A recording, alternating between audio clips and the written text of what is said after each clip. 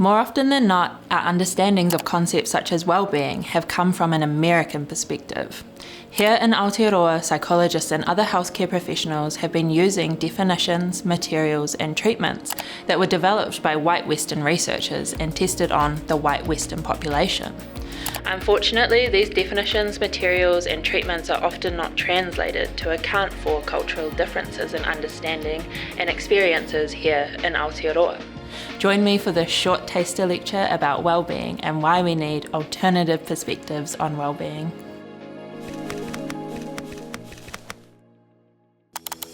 Kia ora, ko Ellie Rukuwai tōku ingoa, he iri ahau no te ati haunui a Paparangi, Ngā Rauru, Ngāti Apa ki te rātoa me Ngāti Tūwharetoa.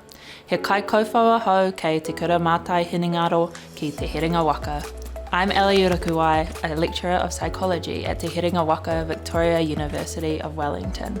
Leading Māori academics such as Tāmei Senjuri have publicised Māori perspectives of well-being to ensure we can receive optimal care, whether that be medically, psychologically, relationally or culturally.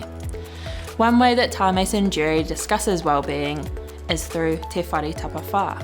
In this framework, there are 4 taha or sides: taha tinana, the physical; taha hinengaro, the mental or cognitive; taha whānau, relationships; and taha wairua, spirituality or cultural connection. As we can see, our general understanding of well-being is included in the first 2 taha, tinana and hinengaro.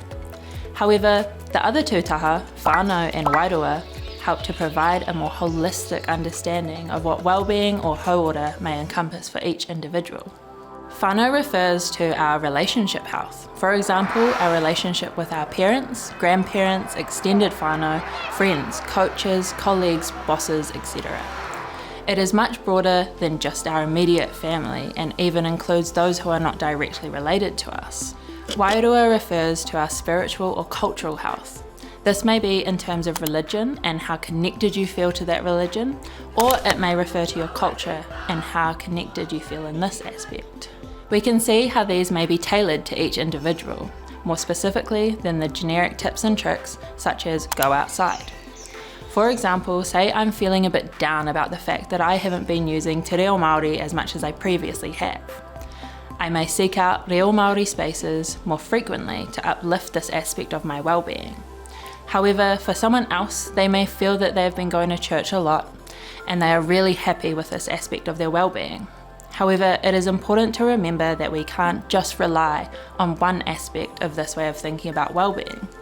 For us to really experience well-being, we need to be working on each of these taha. Likewise, other Māori perspectives of well-being or hauora consider what may be contributing to us being unwell too. For example, in the Meihana model, emphasis is placed on considering what may be slowing us down or preventing us from achieving well-being. In the Meihana model, Suzanne Pitama and her colleagues identified that experiences of racism, colonisation, migration and marginalisation are likely to impact one's journey towards hauora. Again, this shows us that well-being is more than just the physical and mental side. It is also about past experiences and how these may continue to impact us to this day. Heoi noa, there are many approaches to well-being, some of which you may resonate with, some of which you may not. The point is, that is okay.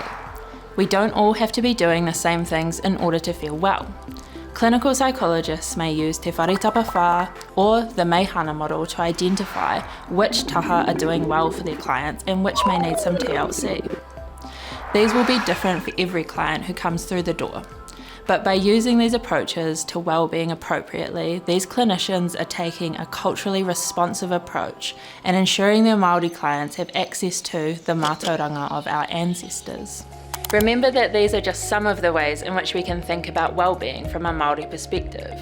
There are many different ways to do this, all of which are specific to culture and the individual.